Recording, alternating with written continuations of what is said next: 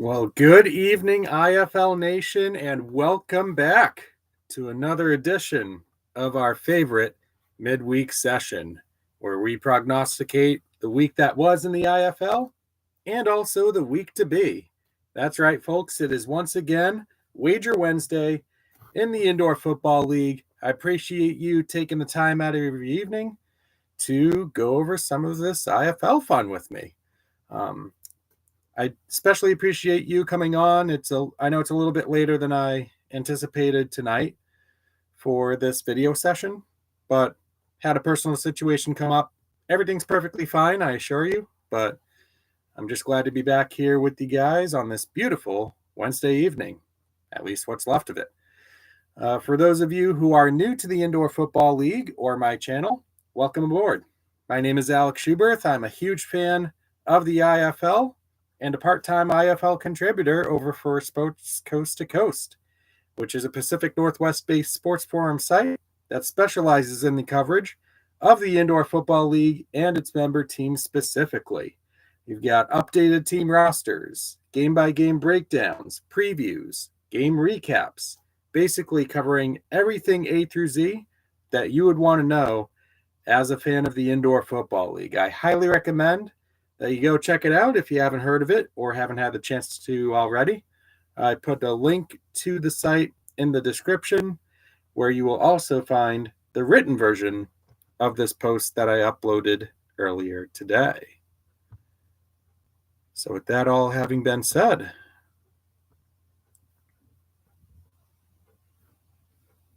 let's get our discussion kick-started here. So here we are. It is week 18. This is the penultimate week of the regular season. Only 14 games remain until the playoffs begin. We have 5 teams battling for 3 spots. There's 2 up for grabs out in the West and 1 available in the East, which that game could be partially or entirely decided by a game later on Saturday that we'll be getting to in just a little bit here. So really exciting stuff in the IFL. Great time to be a fan of the league. So week 17 didn't really go our way. We had a pretty respectable start, winning 2, losing 2, and then pushing a game that we'll go over in a bit. But 6 p.m. on Sunday, that is where my bets have gone to die this year, including a couple that really ended up being heartbreakers for us. One bet that we'll get to was perhaps the worst bad beat of the season, and I'll explain that when we go over our game-by-game recaps. So once we figure all of that out and how that ties into our season-long analysis, we'll chart our course for Week 18. It's a 6-game slate. 4 powerhouses are on bye. We'll make our single-game picks and then have a look at 3-leg parlay of the week, which met a cruel demise last week after our first 2 legs were successful, with the 3rd leg flaming out and denying us of a much-awaited big payday. So we're going to tee it up, try again this week, see if we can get a little bit of luck to go our way. And we'll wrap things up tonight with going over the futures market to see what new goings-on have happened within there. So week 17, what a week it was. We had several games come down to the final drive. We had 1 game get into overtime. But let's start off by talking about the Massachusetts Pirates and San Antonio Gunslingers. These 2 teams played an absolute banger of a classic just a few weeks ago in Lowell. And last Saturday's game at Freeman Coliseum was no different. The offenses were putting up points left and right. The kickers in particular were putting up spectacular shows, with Henry Nell and TC Stevens putting together deuces, drop kicks in the case of Henry Nell. The game came down to the final minute. A Massachusetts Pirate touchdown by Jimmy Robinson that was scored perhaps too early put the Pirates up by 5, but gave San Antonio time to put together a winning drive. And as we've learned this season, if you give San Antonio any bit of time, they can make you pay. And they made the Pirates pay on Saturday night. They got the game-winning touchdown with about 12 seconds to go. Pirates were unable to tie it up. That game ended 58-55 in favor of the Gunslingers, which means that our bet pushed. It is our second push of the season, rivaling the one that we had back in week 9 with San Diego and Tulsa, where the spread was 8 favoring the Strike Force, and that's the exact margin that they won by. So, yes, it is. It's another Sam Castronova comeback, the second time he's done so against the Pirates within the span of 4 weeks. Just highlighting how dangerous of a quarterback that he's been in this league. Definitely my front runner for MVP at the moment. But yeah, that's how things went down in Alamo City last week. Jacksonville and Iowa. What a surprising game that this was. We picked Jacksonville on the spread. Hindsight being 2020, I wish we had gone a little bit bolder and picked them on the money line because they absolutely rocked in this game. Caleb Barker in particular, 5 touchdowns, 0 turnovers. Kevin Didio-Weber, the kicker, standout performance, perfect on extra points, had 3 deuces for good measure. And Iowa's offense struggled mightily with the same things that plagued them last week when they went to Arizona. They were able to make some plays, but they also had some costly turnovers that really prevented any chance they had of coming back to win this game. In total, it was a romp by Jacksonville, 69-43. It is the first set of consecutive wins for the Sharks at the IFL level, while Iowa's free fall ending the season continues. Monica saying Barker could do really well if he stays with Jacksonville next year. I think that has to be the priority for the Sharks at this point. They'll have to convince him to stick around because he, like we saw a couple of years ago, very capable quarterback of leading a team through a regular season and really taking them deep into the playoffs as he led the Wranglers to the championship in 2022. Speaking of 2022, the runners-up from that year, Quad City, hosting Sioux Falls in a game that really surprised a lot of people. I had a feeling that because this is such a proud rivalry game, that it might be play closer than what the bookmakers were making it out to be. And at no point in this game did Quad City lead by more than 7 points. The only time that they did was in the overtime period. That's right.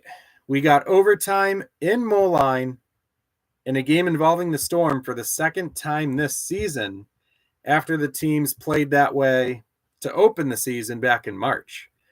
And man, all we needed from Quad City at the very end, a stop on their defensive possession to get the win, similar to how the first meeting between these two teams in Illinois wrapped up. And lo and behold, Sioux Falls scores on the first play of the game first play of the overtime period from 20 yards out. They unsurprisingly make the decision to go for 2, try for the win. Pass falls incomplete. Steamwheelers escaping with a narrow overtime victory, 45-44. They get a leg up on Tulsa for that 4th and final playoff spot, while also keeping their hopes alive for the number 3 seed, if they can get some results to go their way in these final 2 weeks. Vegas at San Diego. A lot of people were expecting this to be the best game of the week, and depending on your views of some of these other games, absolutely did not disappoint. We got a high-scoring first half that saw Vegas ahead by 4, and then the second half, for the third quarter and a decent chunk of the fourth, it was San Diego domination. They went on a 20-0 run, took a 16-point lead, and then Vegas made a charge at the end, to their credit, scoring a touchdown, getting a defensive stand, scoring another touchdown with about, I think it was 15 seconds left on the clock. They were within 1 point. They decide to go for 2 to get the victory and also come up short. So San Diego, they've been pretty much the poster child of close games in 2024. playing another one here and getting one in their favor. And the end result, after their 60-59 victory over the Nighthawks, is that the Strike Force now sit in second place in the Western Conference, which would be good for a playoff spot if we were to begin the postseason today, and a home playoff game. Frisco at Duke City. This game certainly lacked the overall playoff implication factor that some of these other games had, but it held no shortage of entertainment, that's for sure. 85 first half points in this one, by the way, with Frisco, I believe, getting to 50 points before the first half even ended. It was either that or high 40s. Having trouble remembering how much it was right now, but I remember that we were potentially 2 kicks away from making the over before the second half even started, which is absolutely absurd. TJ Edwards, 10 touchdowns. Faison McClurge, stellar game as well. And the Fighters basically got to this total all by themselves. They end up winning against Duke City, 81-55. They are a half a game ahead of Green Bay for the number 1 seed in the East. I'm going to skip over Northern Arizona Bay Area for right now because I do want to talk about that one last. Save the best for last, if you will. But the Tucson Sugar Skulls and Arizona Rattlers game. And stop me if you've heard this one before. Leave it to Tucson to go completely out of the script for what we were calling this one to be. And this one kind of played the way that I had feared that it might start, with the Sugar Skulls scoring the first touchdown of the game, and Arizona surprisingly struggling out of the gate. The Sugar Skulls were able to string together some really solid defense in the first half. 3 straight empty possessions for the Rattlers offensively, and it looked like Tucson was in total command. They were up 22-7 late in the first half, and then Jamal Miles gets an opportunity to return a missed field goal, makes an acrobatic play, stays on his feet, runs it in for a touchdown. That would stand, in my opinion, as the turning point in that contest. It helped spark an Arizona comeback. They pretty much got back to level again, and then got the touchdown plus the defensive stand at the end of the game to see themselves through. The final score in that one, a bit close for comfort for Rattlers fans, but counts as a win nonetheless. 44-37, with the Rattlers currently in third place actually, in the Western Conference. And now let's talk about Northern Arizona Bay Area. I could devote this whole segment to talking about what exactly was going through my mind as this game unfolded. But we'll keep it short and sweet and picture it like this. Bay Area was up 46-23 with 9 minutes to go in the game, following a touchdown to give themselves a 23-point lead. They would not possess the ball until there was 4 seconds remaining in the game. Here's what happened. Wranglers score a touchdown, plus drop kick. Recover an onside kick. Score another touchdown with a minute to go. Recover a second onside kick.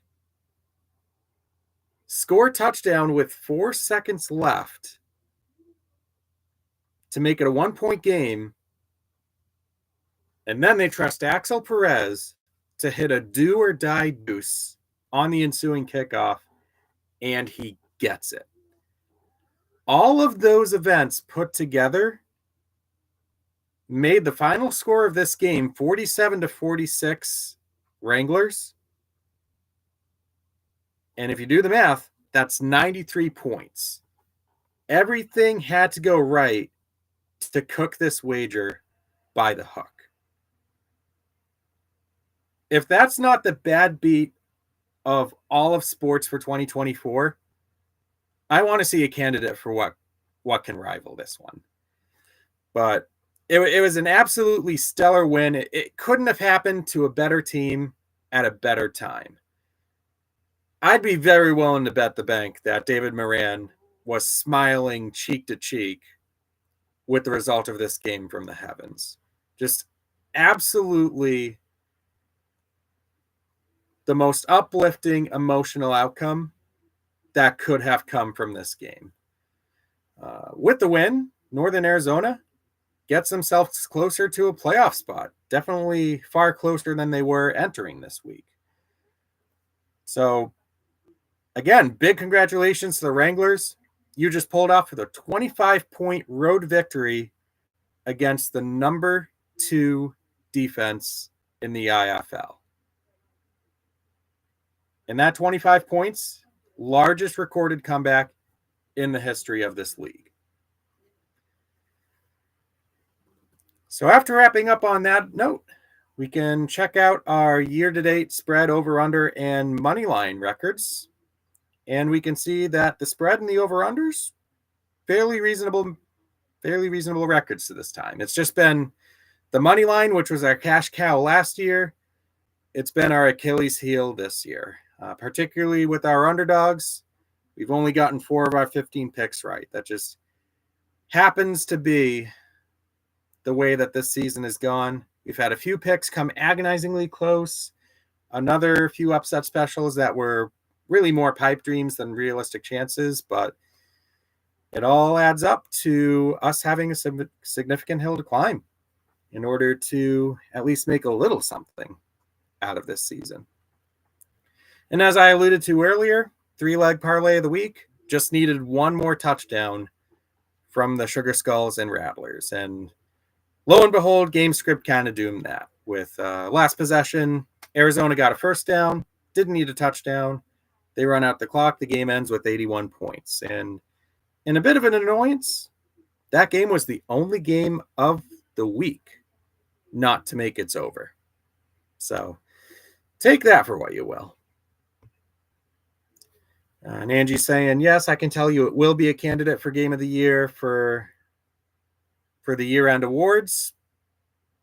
I can't come up with anything better, to be honest, Angie. That's probably going to be the consensus favorite. So over the past month, last week notwithstanding, we had kind of gotten on a little bit of a roll here with even or above 500 records for a few straight weeks. But we're looking at year-to-date net loss around 8.5%, 9.5%, depending on which method that you're looking at. Just been really problematic trying to find any sort of consistency this year. Really highlighting how amazing last year was.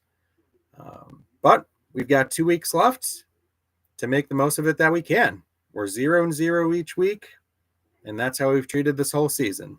So we're going to keep going at it. And there is our graphs for the financial net loss / gain and the percentage net loss / gain. Just could not really make any sort of momentum to get back to even. But like I said, anything can happen in 2 weeks. For all we know, we go 14-0. It's a lofty goal, but that's why we make our picks. On the full season, the overs got a convincing advantage again, following a 6-1 week. Our usual suspects are still there for best teams to the under, best teams to the over. Not a whole lot changing there. What's interesting, though, is that the under record for games set at 89.5 or above is closing in a lot closer to 500. Perhaps unsurprising considering how tilted last week's results were as far as over-under goes, but still pretty interesting nonetheless. The average game this season has been around 89.2 points. So these numbers do make a lot of sense when looking at it from that light. The spread trends, we've been pretty much alluding to it every week for the past 2 months. The underdogs are just churning out profit left and right.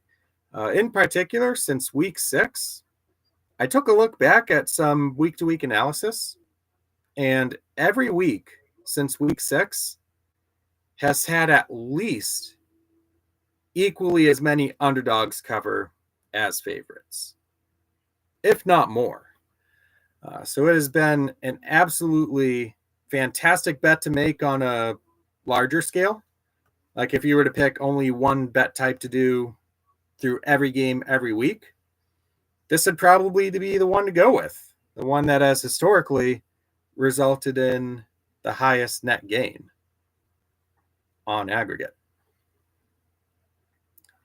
And an interesting twist, we had the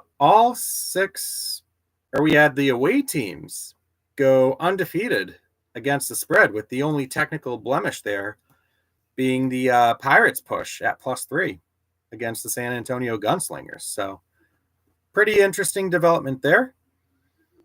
And our favorites are still largely doing their job. It's been a 70% clip throughout the season. On the DraftKings eligible games, interestingly enough, if you bet all of those, you're winning 2 out of 3 times on average, but you're not making any money. So again, it's really all short-term gain, long-term loss as far as favorites on the money line. So if you do sprinkle them into your weekly picks, you got to be careful about which ones and how many that you put in. Kind of like what we've been doing this year. Here are our yearly results for teams. Clearly, I don't know jack squat about anybody in the Western Conference, seeing that I do not have any team in that conference for which I have a record of above 500. The East is trying to balance that out as best it can, but surprisingly, I'm having a bit of trouble prognosticating Green Bay games this year. It's really been that money line that's been the problem for Blizzard games this season. But some pretty interesting developments there. I guess the main takeaway from it in terms of looking ahead to next year, this guy's here's got a bone up on his Western Conference know-how. So we'll go through some of my disclaimers now. Everything, as has been the case all season, is going to come from DraftKings Sportsbook in terms of how we look at and evaluate our bets. There are some games for which moneyline is not available. So when ESPN Bet makes their lines available likely tomorrow, I'll fill in those blanks, but we're only going to be using DraftKings lines and odds. This has been an entertainment curiosity proposition. It is not meant to be a gambling guide, if you will. If you do decide to try your luck and tail my bets, you're more than welcome to do so, but please do so at your own risk. Practice safe gaming habits with setting budgets, risking only what you can afford to lose. And if your loved one is having trouble with problem gaming, there's a lot of resources that you can refer to online, for example, with haveagameplan.org.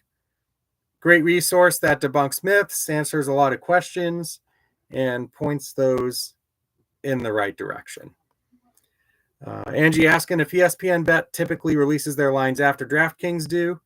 The answer is yes, at least from the small sample size that we've gotten so far. DraftKings will typically release their lines anytime between Tuesday afternoon and Wednesday afternoon of a given week, whereas ESPN Bet will usually release theirs anytime between Thursday afternoon and Friday afternoon of a week.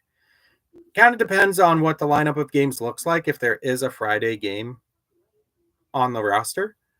But the ESPN Bet lines will come out typically a day after DraftKings, in short, to that question, Angie. Hope that answers it for you.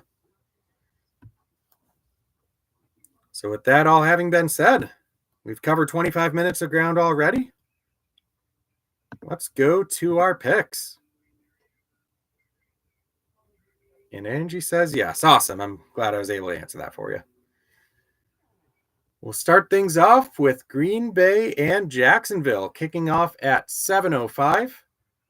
Green Bay heading onto the road, where they are favored by 13.5 points, with the over-under set at 89 on the dot, with no moneyline bet available. And Green Bay is in their quest to get that half game back on Frisco in the Eastern Conference standings. A very important game for the Blizzard, because if they finish with the Fighters tied at 13-3, assuming both teams win next week as well, it'll be the Blizzard that holds that conference win percentage tiebreaker to earn them home field advantage throughout the Eastern Conference bracket side of the playoffs. So absolutely big game for them. And looking back 2 weeks ago, this matchup could be a little bit tougher for them. With the Sharks coming off back-to-back wins, granted against the bottom teams in the Eastern Conference, doesn't change the fact that Jacksonville has looked really good with Caleb Barker under center. And that's had a reciprocal effect with how their defense has played as well. But I view this game as a crashing back to earth for the Sharks. For starters, this is the number one scoring defense in the IFL. And unlike a traditional late season game between a top team and a bottom team, we know that we're going to get Green Bay's very best. There's too much at stake here to suggest otherwise. So while that would encourage me to go with Green Bay on the spread, it is double digits. I am queasy about it. We have gone with that bet before and gotten away with it, but I'm actually going to take the under at 89 points. And this, to me, is basically a bet on whether Green Bay can keep Jacksonville at or below 35 points. And Monica brings up a good point as well. Green Bay's fresh off the bye. So whatever injuries or ailments that their defensive unit has had, they've had that extra week to rest up and get ready to rock and kind of put Jacksonville in their place. 35 was the mark that Jacksonville got in the prior meeting at the Resch Center. Another deciding factor of this bet, does Green Bay go nuclear for high 50s, low 60s? They very well can. We've seen them do it a bunch of times this season. But I'm thinking a game script more along the lines of Green Bay's previous win against Tulsa, which was a 54-20 final score. Something along those lines where they take care of business early and can kind of coast their way from there. So my play for our opening game of the week, Green Bay, Jacksonville, staying sub 90. We've got an 8:05 kickoff, albeit one with no playoff implications. This is the Sioux Falls Storm taking on the Iowa Barnstormers, a game that is projected to be fairly close, but Iowa still being given the benefit of the doubt as a 1.5 favorites. The over-under is 88.5, and the money line, Sioux Falls is at even money, and Iowa minus 120. And I really don't like to say that any given wagers are a coin flip, but this one really is. With both teams trying to figure out who's going to be a key piece of the puzzle moving forward for 2025. For the Storm, they're hoping that it's Jaya Wright. And Iowa's getting a good extended look at Brandon Alt to see if he has anything to offer. He's shown some big playability, but a little bit of susceptibility with ball control. But like I said, this one's really just a toss-up. And when I'm encountered with a situation like that, I'm going to go with the underdog here.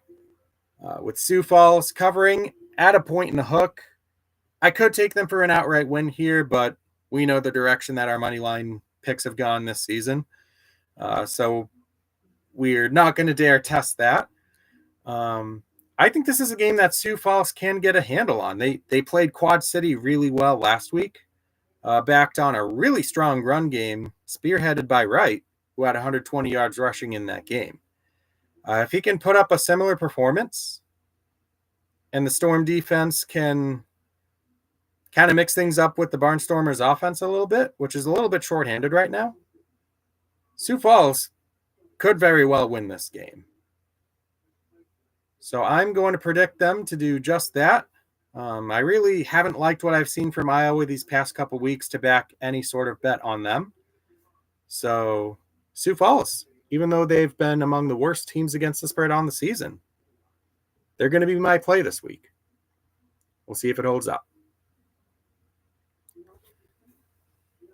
Our other 805 kick, this is one that could decide the playoff picture in the Eastern Conference, at least amongst the competing teams, is the Quad City Steamwheelers and the Tulsa Oilers.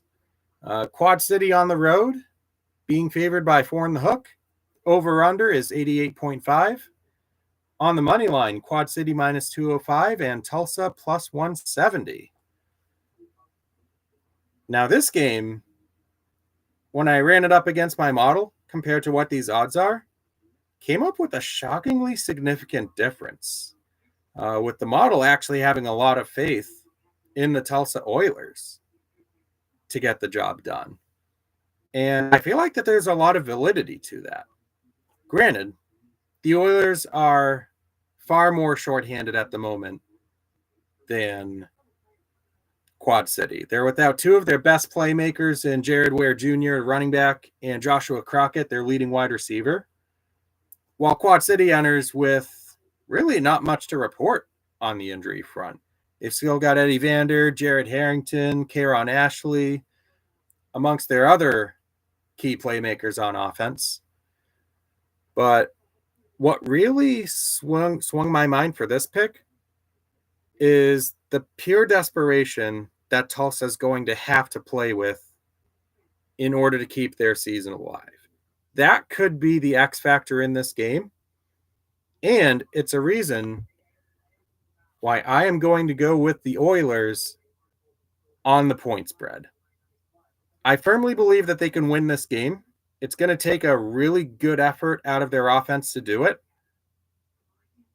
But a matchup with Quad City's defense is a really good spot to accomplish that with. I'm tempted to go money line here, but we've had this scenario play out before with not taking the points and then the game being ended up decided by a field goal. So we're going to play the more conservative route here. We are immune to a potential Kyle Kaplan game-winning field goal if it does wind up coming down to that.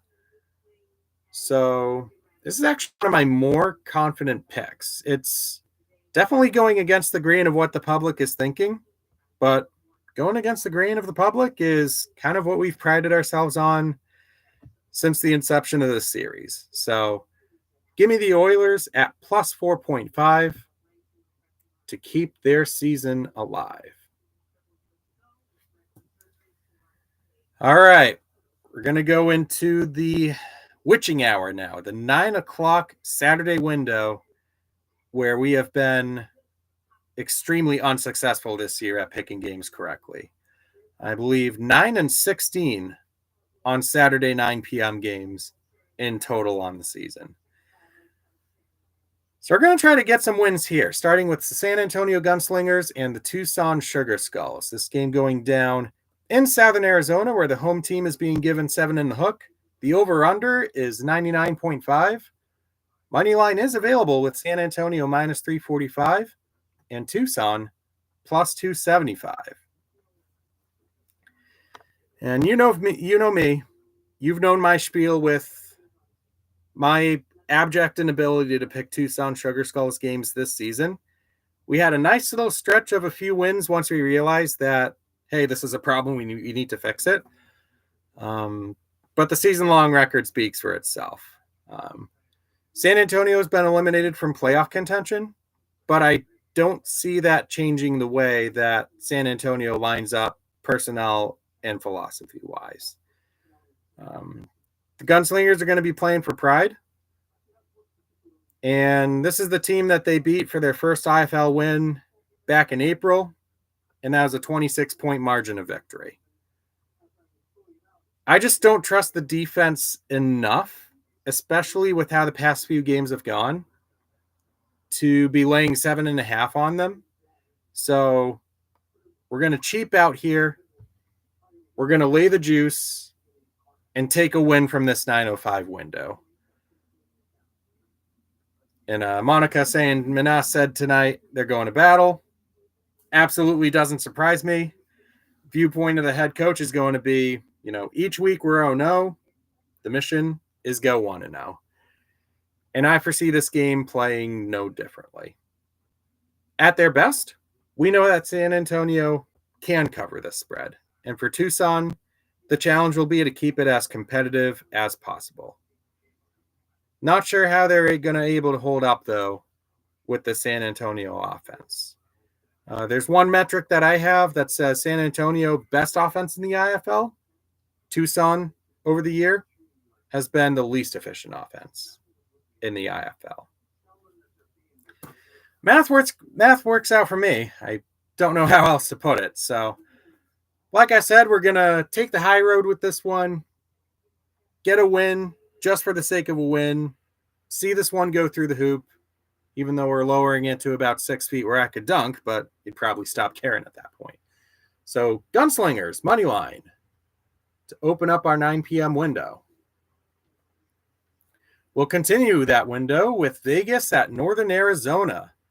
A promising game and potential Western Conference do or die game with the way that the conference has kind of decided not to settle itself for these past few weeks. It's pretty much dead even. Northern Arizona being labeled as the favorite by that single point. Over-under is the largest of the week at 101.5, and either team on the money line is laying a dime. What a game this is going to be. The Wranglers coming off that high with that emotional come from behind victory at Bay Area. Vegas trying to recover from a 1-point loss of their own at the hands of the Strike Force in Pechanga Arena last week. I foresee this game containing nonstop fireworks, especially if the last matchup was any indication. That was a 58-52 Northern Arizona win with that game in Henderson. And now we move the setting over to Prescott Valley, which is a very friendly kicker environment. We're going to see a lot of drop kicks and deuces from Axel Perez, as is tradition. And really, this one is a toss-up. And in a move that I typically do not make, I'm going to take the over at triple digits. I'm going to do it. Both teams like to play high tempo. They're very comfortable in shootout settings. And this game is going to have high emotion running rampant. 2 explosive offenses, 2 defenses that are right around league average in terms of points allowed, yardage allowed. And the possibility of special teams playing a major role too. So, should be highly entertaining. Both teams getting to 50 should be doable. Play Vegas, Naz, over 101.5. And that will bring us to the 6th and final game of the slate with the Duke City Gladiators at the Bay Area Panthers. The Western Conference leaders are giving 13 in the hook. The over-under is the lowest of the week at 85.5. No money line bet available. And the thing that I thought of a little while after trying to digest everything that happened with the Panthers' last game, one of the things that stuck out to me was how well this team has played following that rare loss this season, particularly on defense, where in one game against Northern Arizona, they held the Wranglers to just 36 points. And the other game following a loss was against the same Duke City Gladiators team that did have Hassan Rogers at the helm.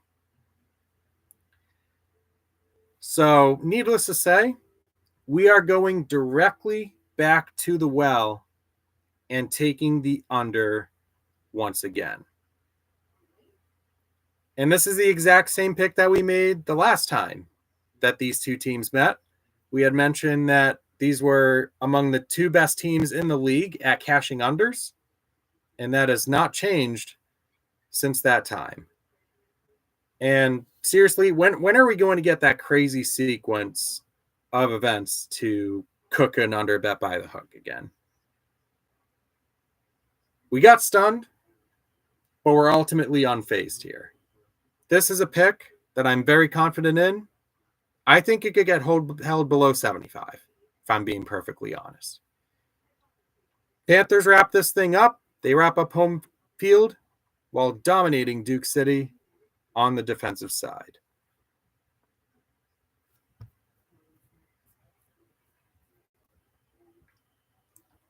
And now it is time to construct the three-leg parlay of the week. We've only had one of these hits so far this season. We've got a few more tries to try to make some good times happen before we close the books on 2024. So here we go. We'll start with the 7 o'clock game. And on the parlay, I am going to include Green Bay to cover by a 2-touchdown spread.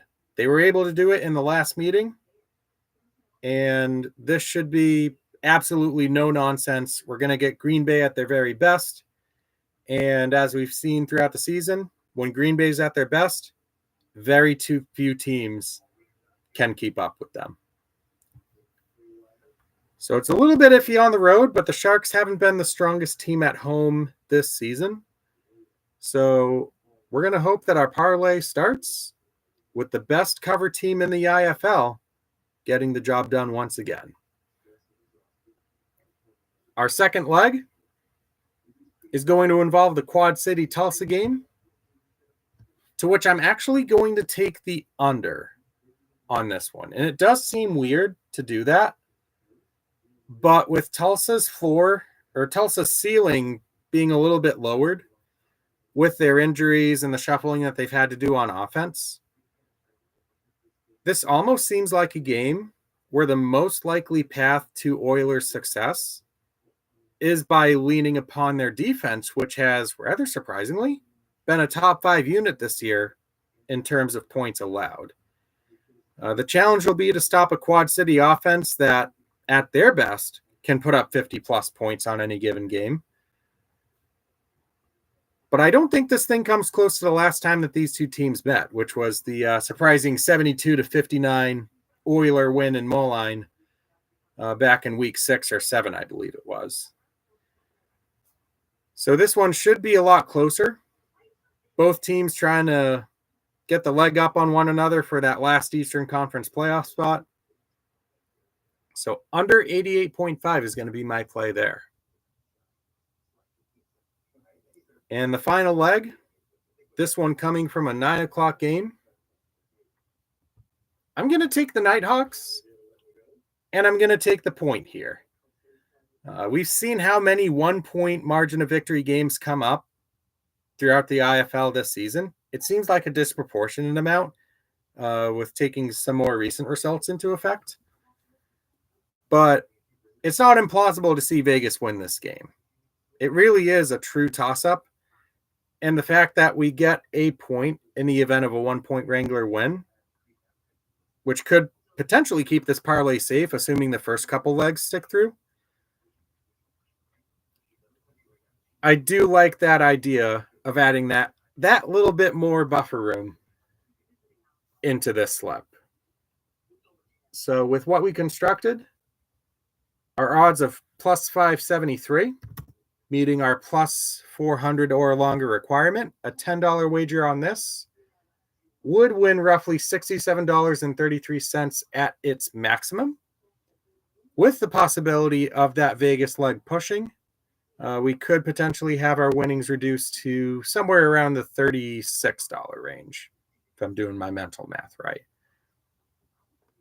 But we're going to go again, hold out hope for the full payout, and see if one of these things can finally go through for us. It has been quite a while since we've gotten to celebrate our lone win of the season.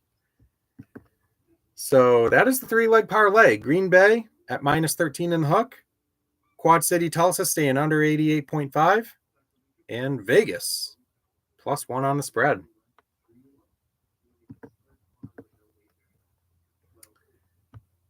And now to wrap up our evening with a look at the futures market, where we've had a bunch of teams drop off after being eliminated from playoff contention, leaving us 10 options to choose from if anybody were to lock in a pick now. There is a triumvirate of teams as the odds-on favorites at plus 350 between Green Bay, Frisco, and Bay Area. San Diego making a charge up the leaderboard at plus 650 now. They were plus 1,000 last week prior to their victory against the Nighthawks last week. Arizona plus 700. Massachusetts sticking around at plus 800. Vegas falling all the way back to 850. That movement surprised me a little bit. The Wranglers at 14-1, Quad City 18-1. And if you're still a firm believer in the Oilers and Miracles, the worst of first dream could cash for you at 100-1 odds if we get the Dream Oilers sequence. Making the playoffs, upsetting their way through the Eastern Conference, and winning the IFL championship. All of that at 100-1 if you want it. And Monica saying, go Oilers. Low-key, I'm kind of hoping for the Oilers, too. I kind of want the Pirates, admitted bias here, I want the Pirates to be at number 3.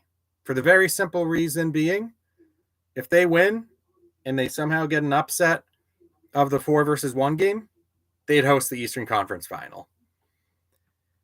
Again, not likely to happen, but all that matters in postseason football is that the possibility remains. We saw a 4 knock off a 1 last year, for example. So a lot of interesting picks here.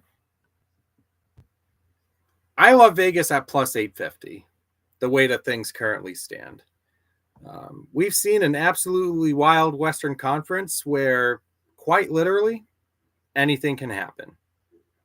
They've been the number 1 or number 2 seed for the majority of the season, up until this recent skid. And Monica correctly saying Wranglers over Rattlers last year. Yep, that was crazy, crazy game. Northern Arizona getting up big. Arizona nearly completing a comeback of their own before the Wranglers pulled away at the end. Absolutely crazy stuff. Definitely worth a rewatch if you've got the time.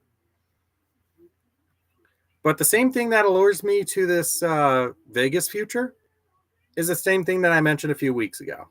All the Nighthawks have to do is basically win 2 games in the postseason, and they'll have home turf for the championship, which I believe will be a pivotal factor, if it does get to be that. Angie thinking that it's going to be Green Bay this year. They're a very, very worthy candidate. We'll have to see how their young roster holds up in postseason play, especially against seasoned teams like Frisco, Mass, to a lesser extent, Quad City. But they absolutely have the tools and have arguably been the premier team in the IFL this season, from wire to wire. So you can get them at plus 350 now. They had opened the season as plus 2,200. And to your point, Angie, yes, they did beat Frisco earlier this season, and convincingly so, I might add, by a 29-point margin.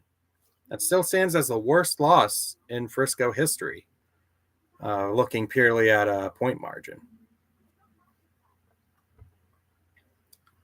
All right, so that is going to do it for week 18 of Wager Wednesday. I really do appreciate you hopping on. Love enjoying getting to talk with you guys about some of these picks and the promises of the entertainment to come in these next few weeks of the regular season and the few weeks of the playoffs and ultimately the championship. Thanks again so much for tuning in. And if luck is on our side, I'll see you at the cashier. Have a great night.